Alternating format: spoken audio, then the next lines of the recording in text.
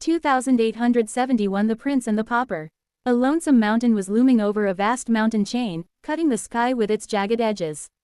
A radiant moon bathed its slopes in a pale light, and strong winds crashed into its towering dark mass over and over again, screaming in powerless rage.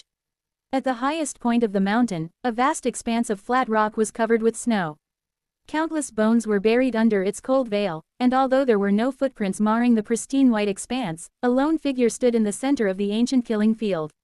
He was a man with dark skin and broad shoulders, his rugged physique seemingly carved from stone.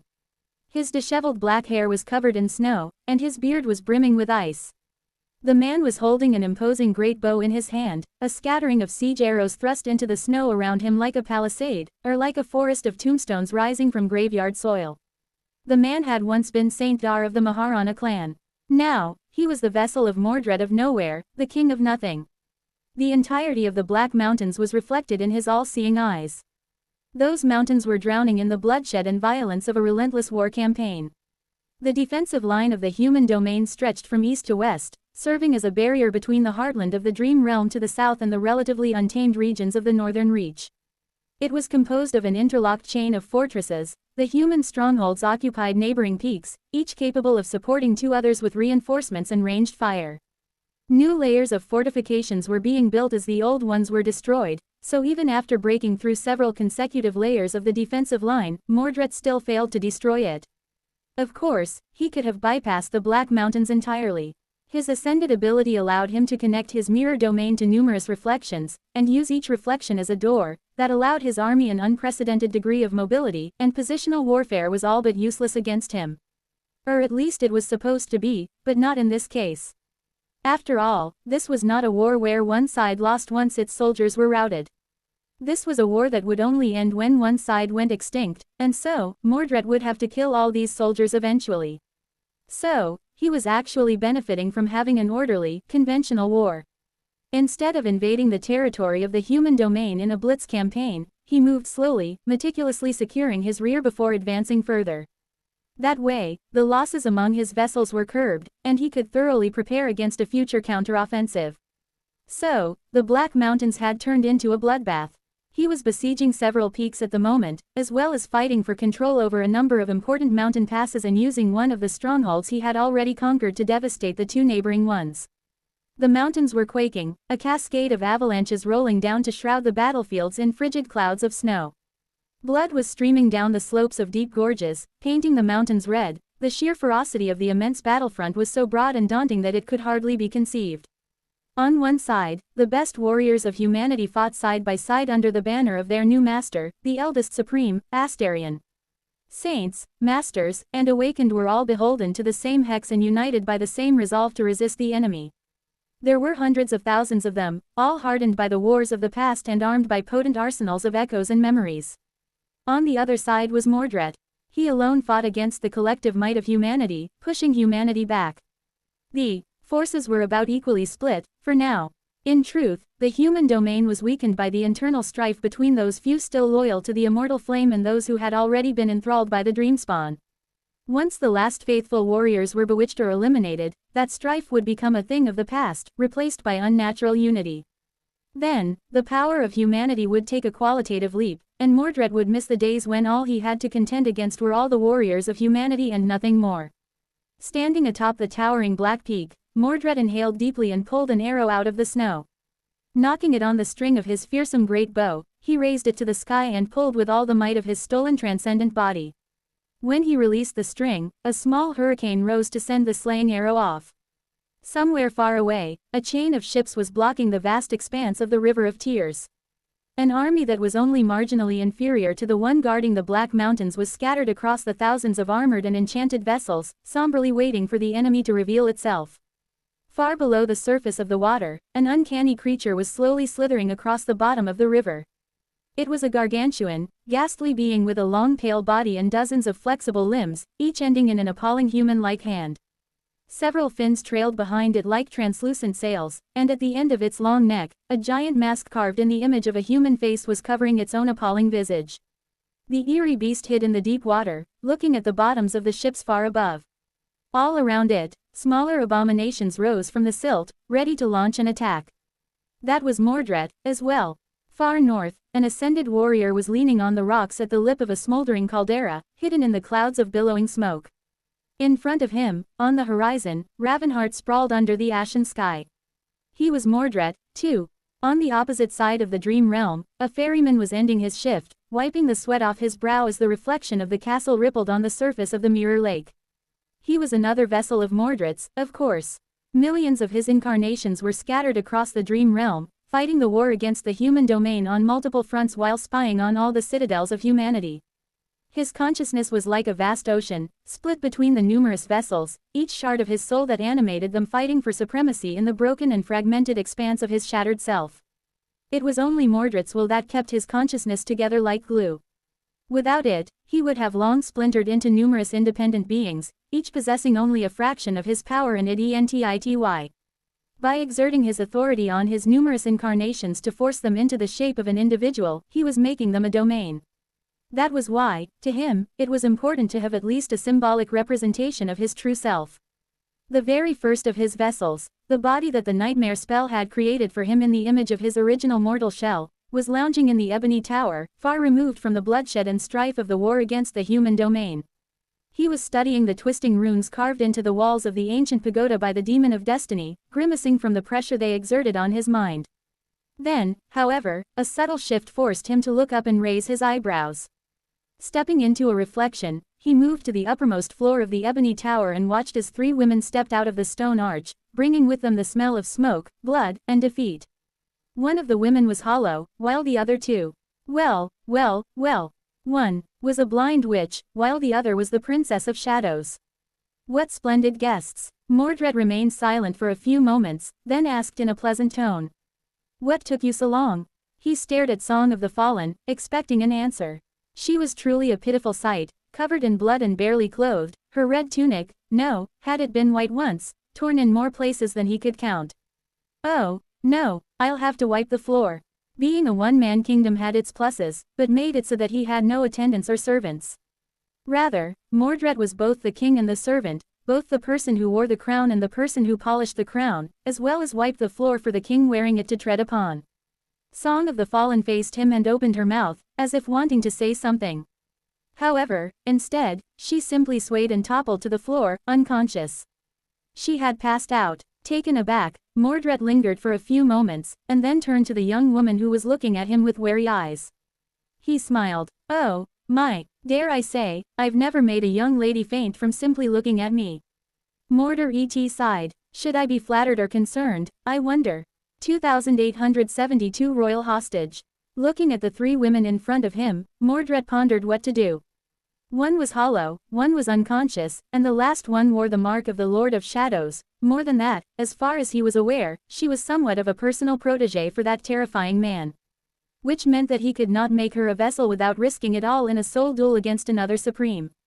He could not take Kashia as a vessel either, because she was blind. As for the hollow woman who had once been Smile of Heaven, actually, he never attempted to possess a hollow person before. So, Mordred was not sure what would happen. It used to be that he could only make living beings into his vessels. That had remained true for a while, and eventually, Mordred stopped trying to possess anything else. However, adversity was the mother of invention. It was only when the Lord of Shadows so unceremoniously killed the body of Saint Dar that Mordred discovered how his powers had evolved after he became supreme.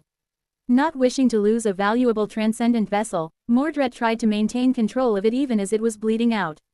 To his surprise, he actually found a way to do that. So, he was wearing Saint Dar's corpse all around the Black Mountains at the moment. Animating a corpse with a shard of his soul was actually not that difficult, as long as the corpse had not been dead for too long. Naturally, there was no point in doing so if the body was too damaged, but nevertheless, that new ability alone made his campaign in the Black Mountains far more sustainable.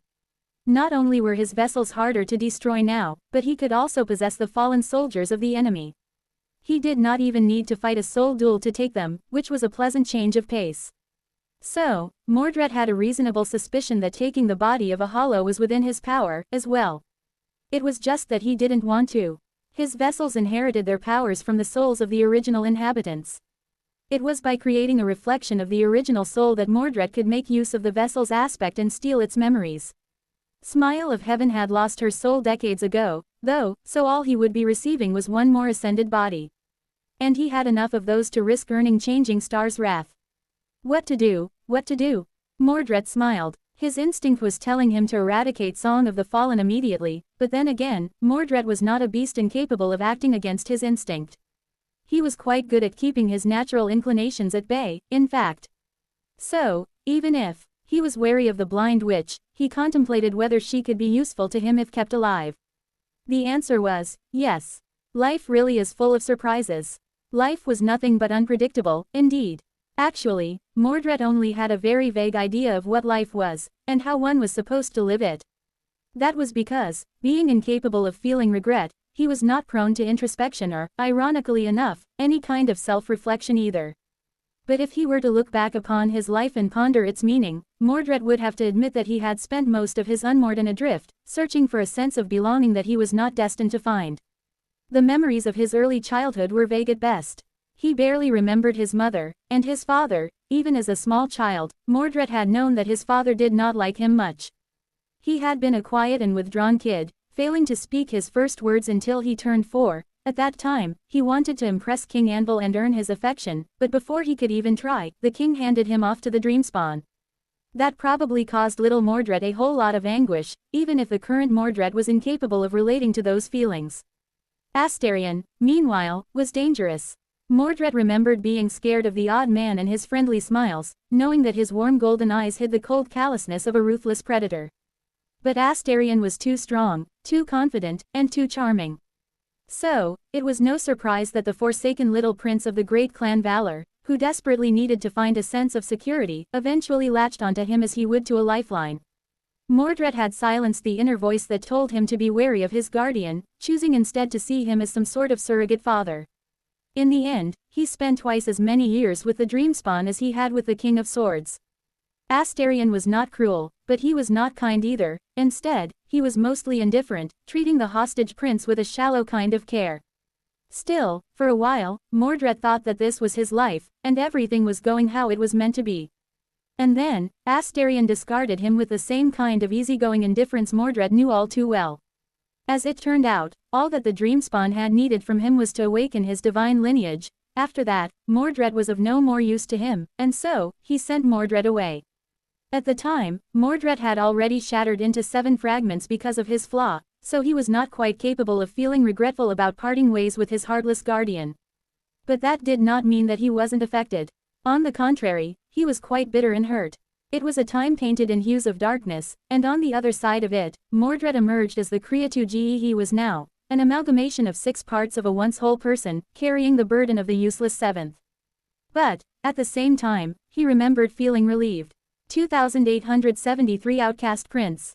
Mordred felt relieved because no matter how thoroughly he had deluded himself, deep down, he always understood what kind of monster the Dreamspawn was, and what kind of future awaited him if he stayed by Astarion's side. Instead of regret, he eventually found himself full of quiet hope, anticipation, and timid excitement. He tried to repress these feelings, not wishing to be hurt all over again, but in the end, they refused to be extinguished and slowly grew to conquer his heart. Mordred thought that since his time with Astarion had come to an end, and the deal his father had struck with Astarion was complete, he could return home, to Valor. He imagined being welcomed with open arms, enjoying the affection of his true family, and finally being in a place where he truly belonged. After all, he was the Prince of War. He had conquered the first nightmare at the tender age of 12 and emerged from its jaws as a master of a divine aspect. Certainly, his father, the king, could not wish for a more worthy heir, and, therefore, the future was bright. Reality, of course, shattered his naive optimism completely. It didn't take Mordred long to realize that he was not welcome in the great clan Valor. His father, who had disliked him before, now treated him with open contempt. The elders of the clan and the members of the branch families were wary of him and knew that he was not favored by the king. The retainers of the clan found him eerie, and preferred to stay away. Soon, Mordred swiftly became an outcast in the royal court. He was not the proud heir of Clan Valor or the Prince of War. He was barely a prince, really. At best, he was the prince of nothing. Having been rejected for the 3rd time in his short life, Mordred finally understood that he would never belong anywhere. It was not because of how he acted, how he behaved, or because he did not try enough and went about trying in the wrong way. It was simply due to his nature. His nature was not like that of other people, and people despised nothing more than those who were other. So, for the first time, Mordred abandoned his desire to be accepted and acknowledged, by his father, by Astarion, or by anyone else. Rejecting the notion of relying on others and having imprisoned his seventh self in the great mirror, he drifted through his days aimless and alone. He reflected the world back on itself and became just as cruel, indifferent, and callous. Eventually, he imagined that he wanted to become just as strong, as well, strong enough to be self-sufficient and never have to depend on anyone. To be beholden to no one. Only to himself. Sadly, Clan Valor had other plans. The king and his people were already wary of Mordred because of his eerie nature and because of his terrifying potential. Since they were already struggling to control him, what would they do if he went further on the path of ascension? Mordred already made them feel threatened, for a good reason, perhaps, but at least he could be dealt with. What if he grew too strong to be contained? So, they forbade him from challenging the second nightmare and withdrew all support. Only a madman would dare to challenge a seed alone, so they judged him to be sufficiently under control and tried to appease him as a distraction instead. However, Mordred would not be appeased. Instead, he sent himself into a voluntary exile on the Chained Isles and settled in the sanctuary of Noctis. The White Feather clan was a vassal of Clan Valor, but their young matriarch was aloof and known for shunning the royal court, so he was afforded a great degree of freedom in her fief. There, Mordred went about preparing for the exact thing he was forbidden from attempting, for challenging the Seed of Nightmare. His preparations were eventually revealed, even if he did not know it at the time. He only found out about it when the Knights of Valor ambushed him, and cold steel pierced his heart. Mordred was supposed to die there and then, the glorious tale of the first wielder of a divine aspect coming to an inglorious and distasteful end. But Mordred did not die. Because even if his father had decided to have him killed, nobody possessed the means of killing him. The Knights of Valor tried and failed, the elders of the clan tried and failed, and the King of Swords himself failed, as well. Mordred's body was destroyed. His soul was destroyed, too, but he refused to perish. That was because he wielded a divine aspect, and his nature was not like that of other people. He was not entirely human, so, to humans, he was the dreaded other. Humans possessed a soul, a body that served as its vessel, a mind that was its conduit, a spirit that was the driving force of all three, and a shadow that carried its death. That and the spark of the flame that was the source of it all were the sum of one's being. Mordred, however, was made of one more component. His soul, his shadow, his spirit, all of them were mere expressions of his reflection.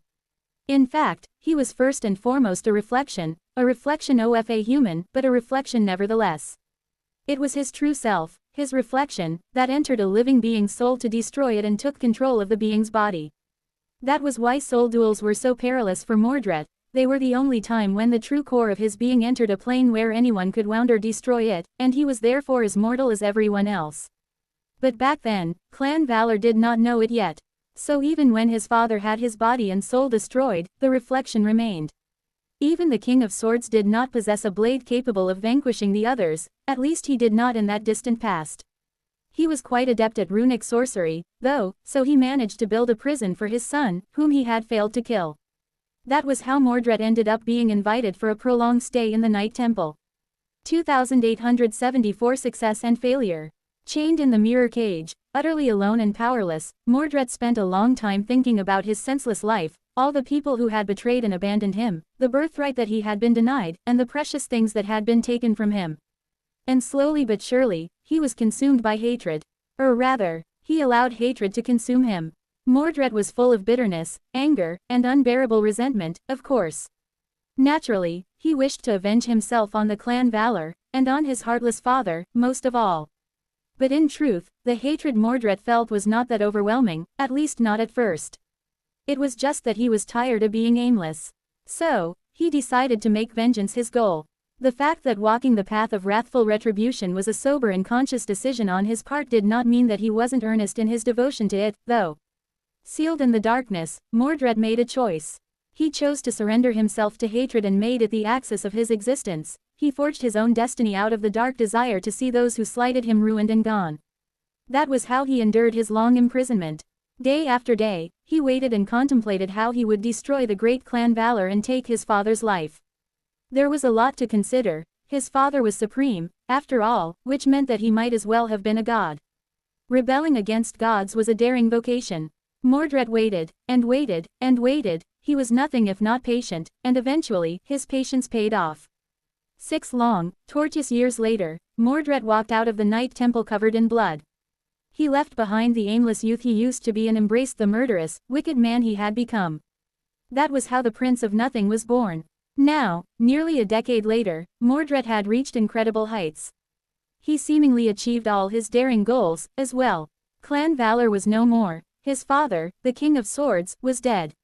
Mordred himself, meanwhile, was supreme, an incredible feat that only 6 other people in history had ever achieved. From the outside, his success truly seemed nothing short of remarkable. Not just anyone could fight against all of humanity alone, after all. And Mordred was not only waging war on the entire world all by his lonesome self, at the moment, he had humanity on the ropes. He had come a long way. But in truth, Mordred's life had been a mixed bag of success and failure. He had successfully escaped the Night Temple. He challenged the Nightmare Seed in the Ivory Tower and conquered it, becoming ascended, just as he had intended to once. Later, he joined the Song Domain and plotted against Clan Valor during the Chain of Nightmares, upsetting the balance of power and costing his sister a chance to pull off a decisive victory.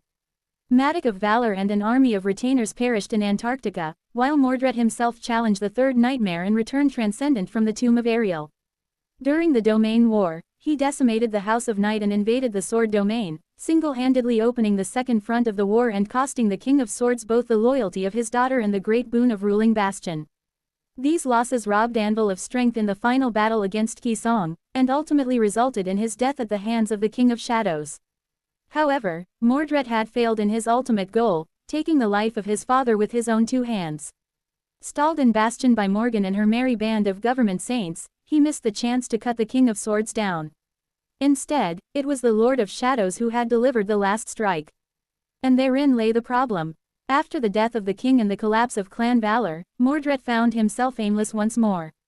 He had achieved all his impossible goals, and was not sure what to do with himself after that. His hatred, which gave his life meaning, was suddenly pointless. With his vengeance delivered, albeit in quite an unsatisfying manner, Mordred found himself in a peculiar state of having no purpose anymore. He had already forgotten how to live without an overwhelming, all-consuming goal dictating his every action by then, but there he was again, having no clear reason to go on. In that colorless, confounding void, Mordred discovered a new fact about himself. It was that he wanted to live. It was ironic, really, how much he abhorred the idea of ceasing to exist and becoming nothing. Mordred wanted to be something, someone, and continue to live, with or without reason. In fact, the desire to exist was a reason in itself. Perhaps it was only reasonable, though. After all, that was the nature of all beings born out of nothing.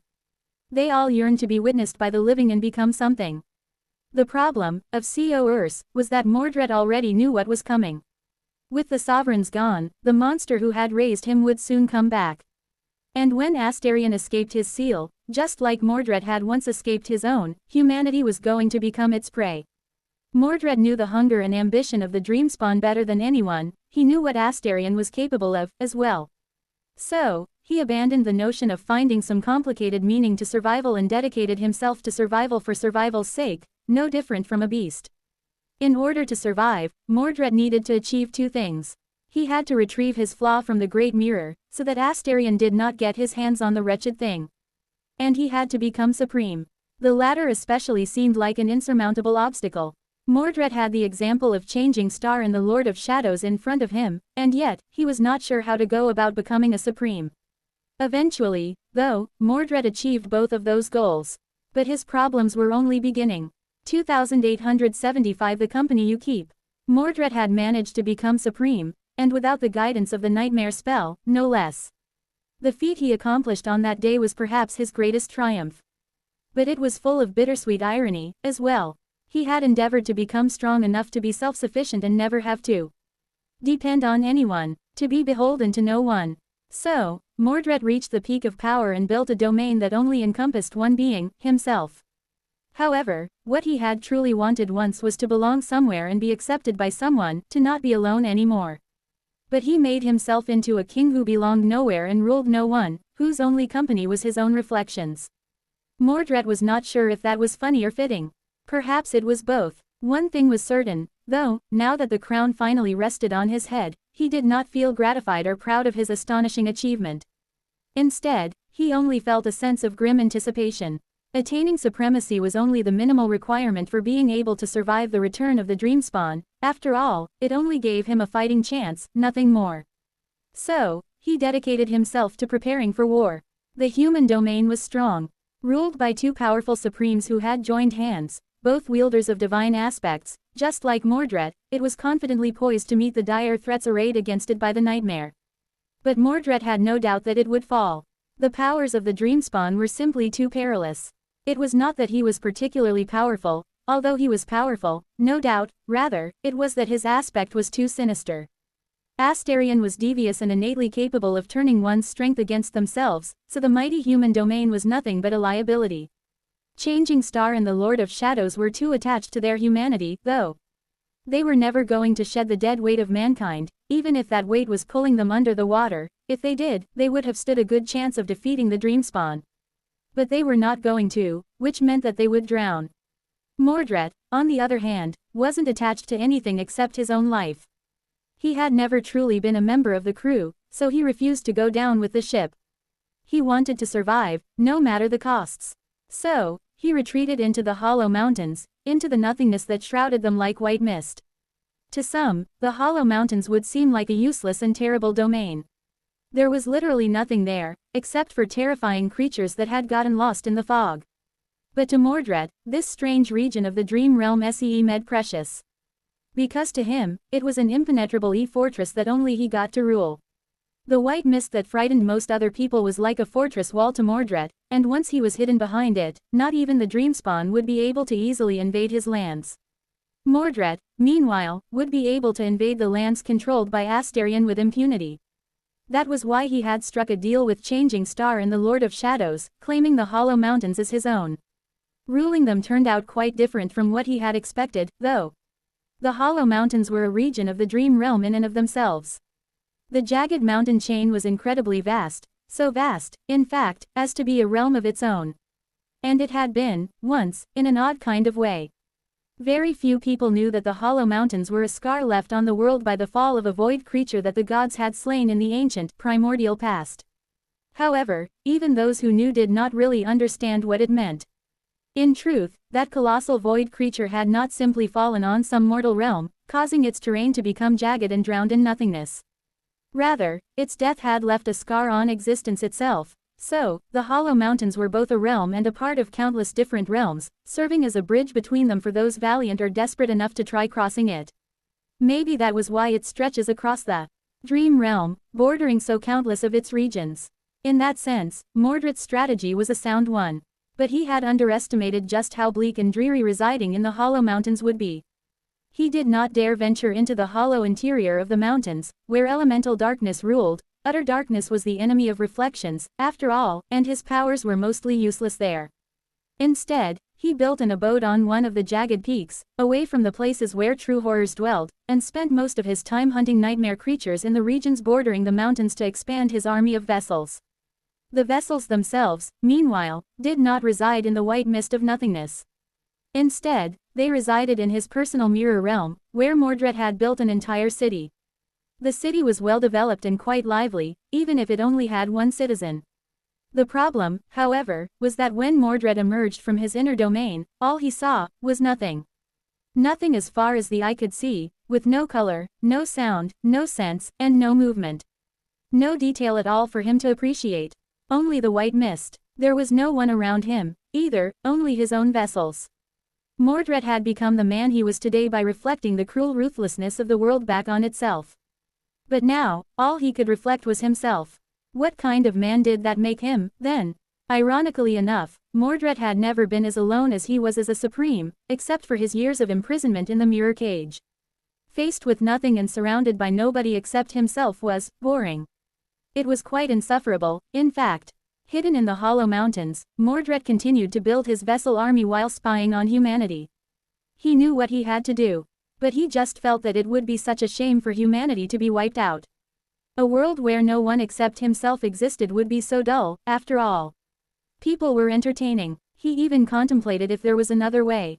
But before Mordred could even consider things properly, the Dreamspawn finally escaped his lunar prison and descended into the mortal world. 2,876 mental residue. All of it transpired just like Mordred had predicted it would. The name of the Dreamspawn spread like a plague, infecting people to make them hasten to spread even more. Changing Star and the Lord of Shadows scrambled to slow it down, but it was of no use. Soon enough, Astarion announced his existence to the world, and in a matter of days, there was no soul in the two worlds who did not bear the idea of him in their minds. Then, he infected humanity with another idea. Should Changing Star be trusted? Even if people answered yes, the seed of doubt was already planted in their minds. And that seed opened the gates of their hearts for the Dreamspawn to walk through. At the same time, Changing Star and the Lord of Shadows hesitated to draw Astarion into an open battle because he was using all the people in Bastion as a shield.